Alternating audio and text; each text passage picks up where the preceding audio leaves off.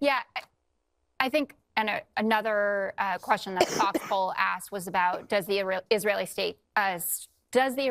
strikes make the world more dangerous? And 59% said yes to that. So you can, as usual with polling, you can find the answer that you want in there. And I would say it's a uniform feeling that people know that Iran is an adversary, that they don't want them to have a nuclear weapon. But once you start having a conversation about regime change, Americans get very skittish about this. And it was the first time, at least, that I had heard a senator mention it this morning. Thom Tillis was being interviewed, and he said it's time for regime change. And that is something that really flies in the face of Donald Trump, the peacetime president, or Donald Trump as the campaigner. I think that if this is packaged as we are going to take out their nuclear weapons, but we are not trying to take over their country, and we're not going to get engaged in decades-long wars that we have no business being in. People remember what that was like, and they don't enjoy it. So seriously, they asked, are Israel's attacks making the world a more dangerous place? And 59% said yes. Consider that even this percentage is not enough to silence those who say, but they are actually defending themselves. What happened to the doves of peace? Wasn't Trump anti-war? He was supposed to be a peacetime president. Come on. I can't even count how many times he threatened war with Iran, North Korea, and Venezuela during his term. His understanding of peace boils down to either you submit or I'll bomb you. But look now, even those in the Senate are saying, it's time for regime change. Hearing that sentence gave me goosebumps. Have we forgotten Iraq? Right, they went there under the pretext of weapons of mass destruction, didn't they? And the result? A $1 trillion fiasco and a ruined country. If what I'm saying makes sense to you, don't forget to like the video and subscribe to the channel. It's also interesting to me, Senator Mark Warner, who is the ranking Democrat on the Intel Committee, was echoing what Tulsi Gabbard had testified to back in March, where she essentially said, Iran is not on the precipice of having this weapon. Do you believe that? I don't know. I don't think Mark Warner has any reason to back up Tulsi Gabbard for fun, right? He didn't vote for her. He doesn't think that highly of her. And so I believe that Bibi Netanyahu is taking advantage of the situation, and he knows that Trump is going to back him up, and that Trump believes that the Israelis have earned this. I'm going to use the point, Greg, that I was supposed to make 2 days ago, that he has faith in the Israelis to be doing what's in quote unquote, the best interests of the region. But you're going to have a real issue if this turns into a redux, putting aside the topography of Iran, of what we have already seen before, and you're not going to have an American appetite for it. I also wanted to note, I was listening to Admiral Stavridis, I always mess up pronouncing his name, and he was talking about the implications of hitting Fordo, and he said you could essentially be creating a dirty bomb. So you explode this nuclear facility, and then you have enriched uranium just flying around in the sky, and you could be poisoning people. And that's something that I hadn't heard discussed before, and should be a consideration. But if Israel can essentially get rid of their missile capacity, just, wear them out, maybe that's what the 2 weeks is. We'll see what they have after 2 weeks. Can I throw in? Thom Tillis says regime change.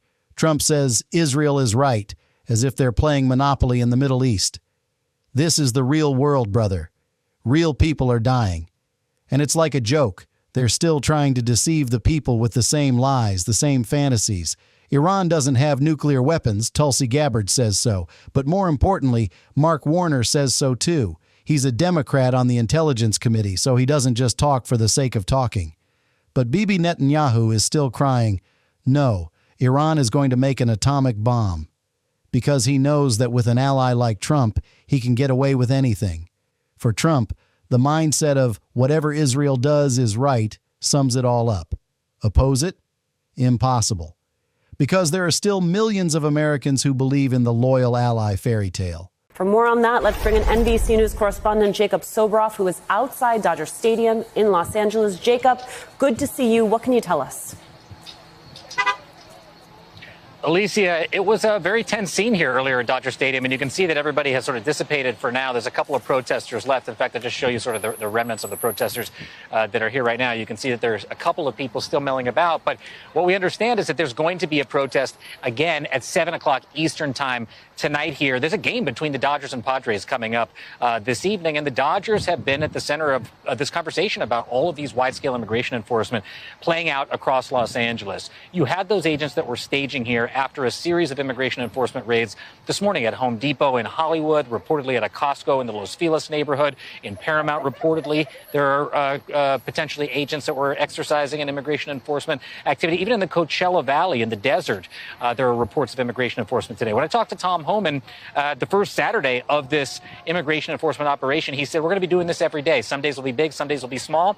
This feels like a big day. And to have this all taking place at Dodger Stadium has a particular significance to people here in Los Angeles. The Dodgers have not yet issued the statement that you mentioned about how they're dealing with these ongoing immigration enforcement raids in Los Angeles. Jaime Jarrín, the legendary Dodgers broadcaster, has spoken out about what's happening in Los Angeles. Kike Hernandez of the Los Angeles Dodgers. And it's all, I think, going to play out again in front of everybody tonight when the Dodgers face off against the Padres this evening, where we expect protesters to show up again, Alicia.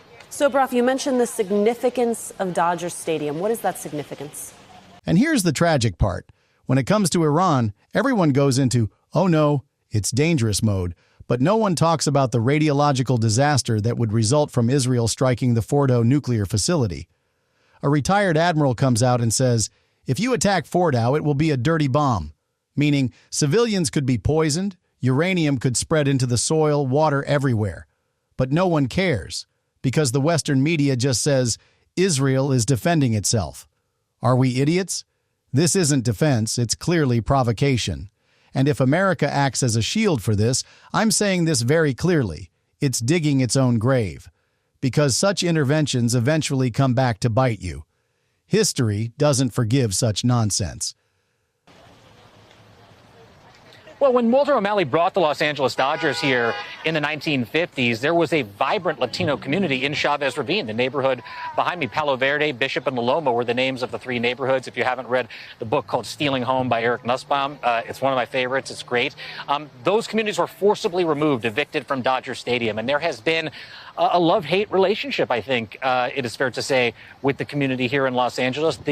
The majority of the Dodger fan base today is Latino, as is the population of Los Angeles. But the history of Dodger Stadium is one that is a very painful one for many Latinos in Los Angeles and many people all throughout Los Angeles. So to see this play out here today is a reminder of times past and a reminder of what we've been going through over the course of the last 2 weeks or so and what might play out in the days and weeks ahead, Alicia.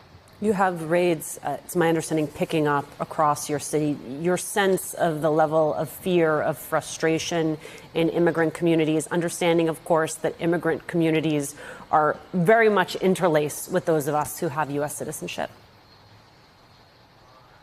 Fear is maximum. Fear is maximum because this has not stopped. And every day in a different corner of Los Angeles, you have seen something take place. Let me just swing the camera around right here. Downtown Los Angeles, just so you know, Alicia, is right in the distance. It's behind some of these trees, the palm trees right here. But in Chinatown, which is just below us, down the street that you're looking at right now, there were raids on some of the first days here in Los Angeles. To the other direction, this way, is Cypress Park, where that Home Depot on one of the first days of the raids took place. And I talked about on this very broadcast, those day laborers were taken from street corners, or at least attempted to be taken.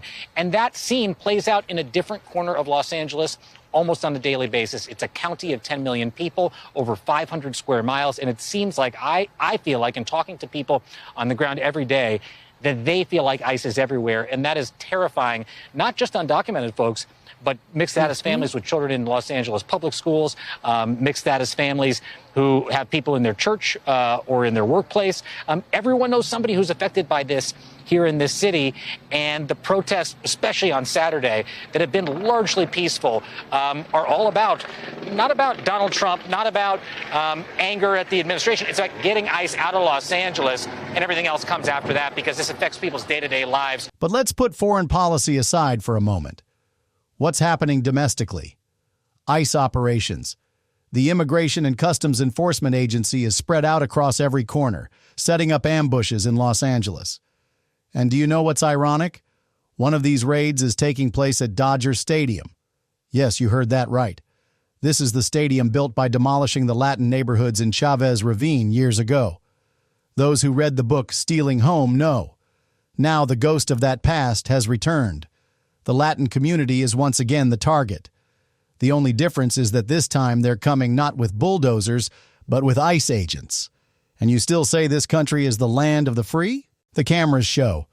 In front of Home Depot in Hollywood, next to Costco in Los Feliz, in Coachella, ICE agents are everywhere. And this isn't just alarming immigrants, but citizens as well. Because everyone has an undocumented family member, friend, or neighbor. Children go to school in fear. Even the priest at church is thinking, whose family will be torn apart this week? But for Trump and his allies, this is enforcing the law. Sorry, but this is targeted state terrorism. Is it normal now for people to live in fear of being arrested while walking down the street? And amid all this chaos, there's still no statement from the Dodgers, as if the issue is too political for them. But if the legendary broadcaster Vin Scully were alive, he'd speak into that microphone like a slap in the face. Anyway, the protests continue because this city won't be silenced. And my advice to you, don't be silenced. This country is too valuable to surrender to regime change fantasies, migrant hunts, and racist rhetoric. We are all someone's neighbor, someone's family, and we can only stop this nonsense by standing together. So, if you're watching, stand up. Because this isn't just news. This is our life. All it takes is a like and a subscription to keep this kind of content going.